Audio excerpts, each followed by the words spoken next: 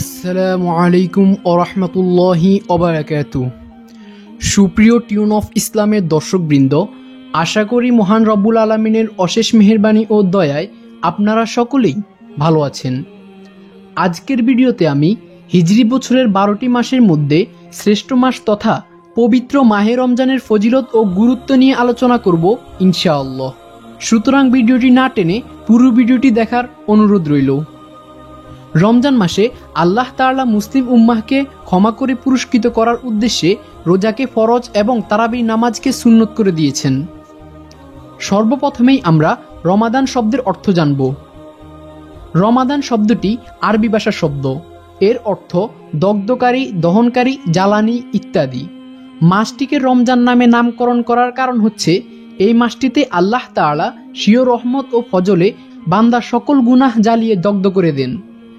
প্রিয় দর্শক, এই মাসের ফজিলত ও বরকত সম্পর্কে জানে না এমন মুসলমান নেই বললেই চলে। আল্লাহ তাবারক ওয়া তাআলা এই মাস তার ইবাদত করার জন্য দান করেছেন। অজানা বহু রহমত আল্লাহ তাবারক ওয়া তাআলা তার বান্দাকে এই মাসে দান করে থাকেন, যেগুলো আমরা কল্পনাও করতে পারি না। আল্লাহ তাবারক ওয়া তাআলা পবিত্র কোরআনে ইরশাদ করেন, ইয়া আইয়ুহাল্লাযীনা আমানু কুতিবা আলাইকুমুস সিয়ামু কামা কুতিবা আলাল্লাযীনা মিন ক্বাবলিকুম লাআল্লাকুম তাত্তাকুন। অর্থাৎ, হে মুমিনগণ, তোমাদের জন্য সিয়ামের বিধান দেওয়া হলো, যেমন বিধান তোমাদের পূর্ববর্তীগণকে দেওয়া হয়েছিল, যাতে তোমরা তাকওয়া অর্জন করতে পারো। সূরা আল বাকারা আয়াত নং 183। আল্লাহ তাআলা রমজানের মহত্ব সম্পর্কে সূরা আল বাকারার 185 নম্বর আয়াতে ইরশাদ করেছেন, শাহরু রমাদান আল্লাযী উনজিলা ফীহিল কুরআনু হুদাল লিন-নাসি ওয়া বায়িনাতিম মিনাল হুদা ওয়াল ফুরকান।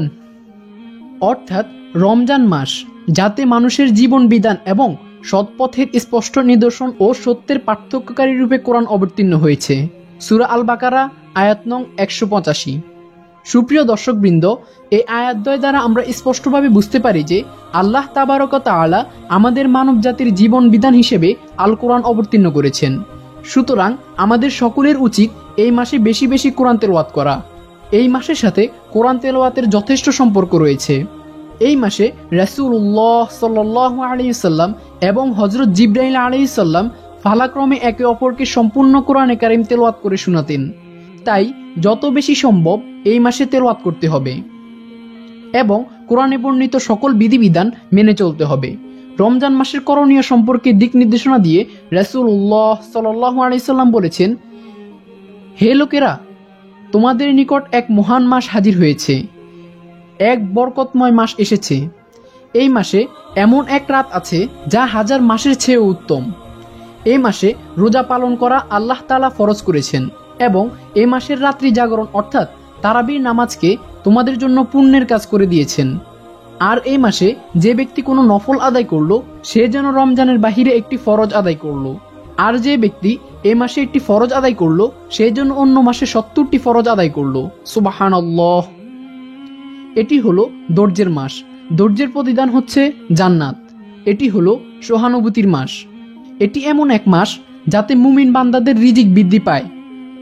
এই মাসে যে ব্যক্তি কোনো একজন রোজাদারকে ইফতার করাবে, তার সমস্ত গুনাহ মাফ করে দেওয়া হবে। সে ব্যক্তি জাহান্নামের আগুন থেকে মুক্তি পাবে এবং তাকে সেই রোজাদারের সমান সওয়াব দেওয়া হবে। কিন্তু রোজাদারের সওয়াবের কোনো কমতি হবে না। সাহাবীগণ বললেন, আমাদের মধ্যে সবার তো একজন রোজাদারকে ইফতার করানোর মতো সামর্থ্য নেই। তখন রাসূলুল্লাহ সাল্লাল্লাহু আলাইহি সাল্লাম বললেন, কোনো ব্যক্তি যদি একজন রোজাদারকে একটি খেজুর অথবা এক ডোক পানি অথবা এক চুমুক দুধ দিয়েও ইফতার করায়, আল্লাহ তাবারক ওয়া তাআলা তাকেও এই সওয়াব দিবেন। সুবহানাল্লাহ। এটি এমন এক মাস যার প্রথম ভাগে রহমত, দ্বিতীয় ভাগে মাগফিরাত এবং শেষ ভাগে রয়েছে জাহান্নাম থেকে নাজাত। আর যে ব্যক্তি তার কৃতদাসের দায়িত্ব সহজ করে দিবে, আল্লাহ তাবারক ওয়া তাআলা তাকে ক্ষমা করে দিবেন এবং জাহান্নাম থেকে মুক্তি দিয়ে দিবেন। সুতরাং এই মাসে তোমরা 4টি কাজ বেশি বেশি করে করো। 2টি কাজ আল্লাহ তাআলার সন্তুষ্টির জন্য, আর 2টি কাজ এমন যা তোমাদের জন্য আবশ্যক, যা না করলেই নয়। যে 2টি কাজ দ্বারা তোমরা তোমাদের রব আল্লাহ তাআলাকে সন্তুষ্ট করবে, সেগুলো হলো এই বলে সাক্ষ্য দেয়া যে আল্লাহ ছাড়া সত্য কোনো উপাস্য নেই এবং তার কাছে ইস্তেগফার বা ক্ষমা প্রার্থনা করা। আর যে দুটো কাজ তোমরা না করলেই নয় তা হলো আল্লাহ তাআলার কাছে জান্নাত প্রার্থনা করা এবং জাহান্নামের আগুন থেকে তার কাছে আশ্রয় প্রার্থনা করা। আর এ মাসে যে ব্যক্তি একজন রোজাদারকে পেট ভরে খাওয়াবে, আল্লাহ তাবারক ওয়া তাআলা তাকে আমার হাউজে কাউসার থেকে পানি পান করাবেন, যার ফলে সে ব্যক্তি জান্নাতে প্রবেশ করা পর্যন্ত আর পিপাসিত হবে না। সুবহানাল্লাহ। হাদিসটি বাইহাকি শরীফ থেকে সংগ্রহ করা হয়েছে। পবিত্র মাহে রমজানের ফজিলত সম্পর্কে আমাদের প্রিয় নবী হযরত মুহাম্মদ সাল্লাল্লাহু আলাইহি সাল্লাম আরও ইরশাদ করেন, যখন রমজান মাস আগমন করে তখন আসমানের দরজাগুলো খুলে দেওয়া হয়। অন্য এক বর্ণনায় আছে জান্নাতের দরজাসমূহ খুলে দেওয়া হয় আর জাহান্নামের দরজাগুলো বন্ধ করে দেওয়া হয় এবং অভিশপ্ত শয়তানকে শিকল দ্বারা আবদ্ধ করা হয়। প্রিয় দর্শকবৃন্দ, উপরোক্ত হাদিস হতে আমরা বুঝতে পারি যে এই মাসে আমাদেরকে গুনাহের কাজ বর্জন করে মহান আল্লাহ তাবারক ওয়া তাআলার সন্তুষ্টি লাভের আশায় বেশি বেশি সদকা ও নফল ইবাদত করতে হবে, কেননা এই মাসে আমাদের প্রকাশ্য শত্রু শয়তানকে আবদ্ধ করা হয়। আমাদের সমাজ এবং বিভিন্ন সোশ্যাল মিডিয়াতে রমজান সম্পর্কে বহুল প্রচলিত একটি জাল হাদিস রয়েছে। জাল হাদিসটি হলো হযরত মুহাম্মদ সাল্লাল্লাহু আলাইহি সাল্লাম বলেছেন, যে ব্যক্তি রমজানের খবর প্রথমে কাউকে দিবে তার জাহান্নামের আগুন মাফ হয়ে যাবে। প্রিয় দর্শকবৃন্দ, এটা কোনো হাদিসই নয়, এটা মন গড়া কথা মাত্র, অর্থাৎ এটি জাল হাদিস, যা ইদানিং ফেসবুক সহ অন্যান্য সামাজিক যোগাযোগ মাধ্যমে খুব দেখা যায়। হাদিসের নামে এ ধরনের মিথ্যাচার পরিহার করা ঈমানি কর্তব্য, কারণ রাসূলুল্লাহ সাল্লাল্লাহু আলাইহি সাল্লাম বলেছেন, আমি যা বলিনি সেই কথা যে আমার নামে বলবে তার আবাসস্থল হবে জাহান্নাম।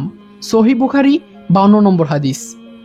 যাই হোক প্রিয় দর্শক, আমরা যাতে এসব মন গড়া বানোয়াট কথাকে রাসূলুল্লাহ সাল্লাল্লাহু আলাইহি সাল্লামের হাদিস মনে না করি। আল্লাহ তাবারক ওয়া তাআলা আমাদের সকলকে এই সকল বানোয়াট কথা থেকে হেফাজত করুক এবং এই রহমত, বরকত ও মাগফিরাতের মাসে যথাযথ নেক আমল করে আল্লাহ তাবারক ওয়া তাআলার সন্তুষ্টি অর্জন করার তৌফিক দান করুক। আমিন।